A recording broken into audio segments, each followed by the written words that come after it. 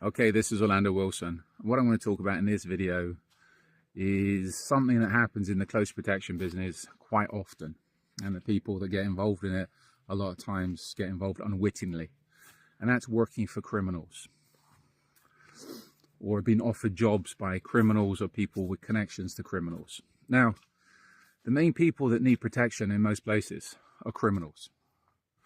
Why? Because they're up to no good. They're getting threatened by their opposition. They're having issues with law enforcement. They're being watched. They're being followed.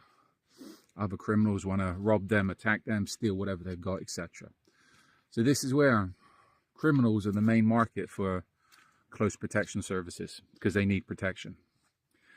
If you're running a legitimate business, if you're running a licensed business, a lot of times, I would say most of the time, you don't want to get involved or end up working for criminals for multiple reasons. I'll touch on a few of them here. If you end up working for criminals, you can end up ruining your career. Or if nothing else, you end up getting a dirty mark on your name and nobody will touch you. Now, on one of my other videos, I touched on somebody I know that ended up in the US. The video's about what if you've been watched and followed and if you think you're under surveillance. This guy was working on a detail for a wealthy person. Didn't know who the man was. He was put on there by, he was fully licensed in the state of Florida. The people he was working for, a licensed agency, everything legitimate as far as he's concerned. He come off his shift. He's been watched and followed. After that, to cut things short, they actually found out who the client was, checked him out, and the person was under indictment by the feds in the US, and he was an international scammer, big scammer. He was living big in the US because he'd ripped people financially in Latin America for big money. So it's most probably safer for him to be in the US, being watched by the feds, than it was being outside the US, where he'd most probably get torn apart. The guy I knew come off that job. The reason being, one, he didn't associate with criminals. He's a legitimate guy with a legitimate business. And the other thing he didn't like the fact that the client didn't tell him, well, the company that employed him didn't tell him the client had problems. Could a job like that be managed properly?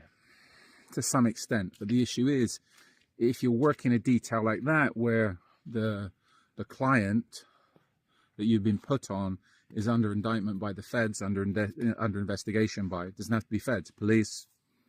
If they come to arrest that guy, if you don't know that the people coming to arrest him are actually legitimate law enforcement, and you get involved in a confrontation with legitimate law enforcement, you're going to jail.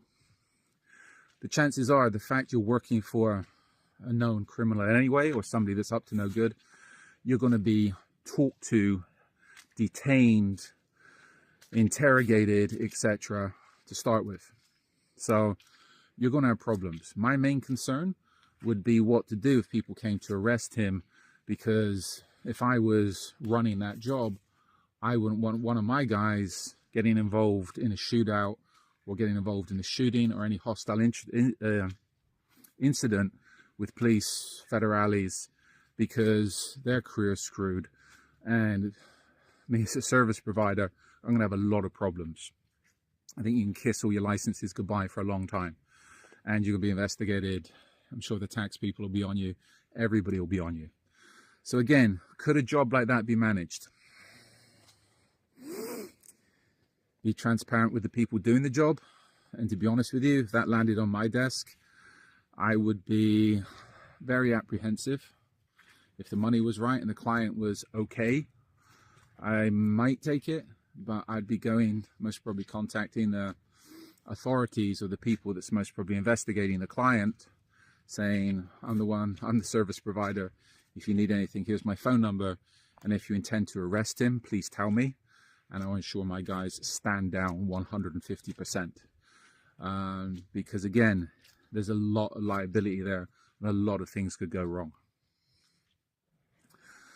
Over the years, especially in London, provided security for people. You didn't know who they were. It's how the circuit used to work. You get a call from somebody you know, Yeah, there's a gig going on, you want to do it, sure, no worries, turn up, cash in hand. But I always carried a receipt book, and a lot of people did always carry receipt books, because again, if you pay cash in hand, you still give the person a receipt, and you declare all money's earned for your taxes, because you don't end up being pulled for not paying your taxes. So always remember to pay your taxes, even if you're paid cash in hand. But even back then, you were dealing with trusted people, etc., and there was nothing shady. Would I move assets for somebody I didn't know? Definitely not. Would I help somebody escort assets who I didn't know and I didn't know what the assets were? 100% no. I used to get it, well, we get it occasionally now. I used to get it in the US when I was there, people asking for security. And my first question to everybody is, why do you need security? Generally, the people who need security have a problem. And I remember a few people saying, oh, we just got this going on, we just got that going on. Okay, cool. Send me over here. I need to know who you are, what you are, your address, your business, etc. Before I provide you with security, I need to know who you are. And some of the people were cagey. They didn't want to do it. They didn't want to, oh, we don't need that. It's just a whatever, just a job. All right, you know what? Go somewhere else. I don't need the money because I don't need the hassle. You don't need to be providing security for somebody that's going to do a drug deal. You don't need to be providing security for somebody that's going to end up being arrested, as I said, by the feds, etc. So this is where you have to be very cautious who you provide services to. I remember when I first got to the US, I was offered some work for somebody. The person is very, very legitimate. In his own world, he's very renowned. You wouldn't know him if I mentioned the name, but I guarantee you would know his clients and who he loaned money to over the years. Very, very, very, very powerful man in his circles. Very. 100% respectable, legitimate businessman. But how he got started, how he got his money, and who he was associated to, there was a big, big question mark. As I said, 100% respected businessman. But I was very cautious, very cagey, and I said no, no, no, because I was offered it several times. I trained members of his staff, but I didn't want to go any further than that. Why? Because I didn't want the black mark. Once you get associated with criminals, once you get that mark, once you're in that world, you're in that world. And what usually happens to draw people in deeper, once you do one favor, once you do one thing which is questionable, they got you. They got the hook in. And then other things will start coming your way and you won't be able to say no because they already have dirt on you. They already have a mark on you. And once you go down that track, once you go down that trail, it doesn't matter how much money they're paying you. Generally, once you've done something naughty, that can always come back and bite you in the ass, literally. You're not going to get rid of it. And the thing is, with a lot of the unscrupulous criminals, once you've done one thing, they will use that leverage to make you do more things. So this is where you have to be extremely careful who you deal with. You have to be extremely careful who your clients are, because you can end up in a lot of trouble. You can make some quick money, you can make good money, but again, you can also end up in a lot of trouble. You can end up going to jail, you can end up ruining your career, ruining your life for nothing. I've seen people get involved in things over the years and involved with people. Somebody comes to mind, again, a London story, and everybody that knew him was scratching their heads. Why? But again, everybody wants to be a gangster, right? Not everybody. Anyway, in the meantime, I'm throwing out a lot more of these videos and podcasts. So follow us along on social media. Don't forget, I have an array of books online to do with various security topics, and there might be some new books coming out soon.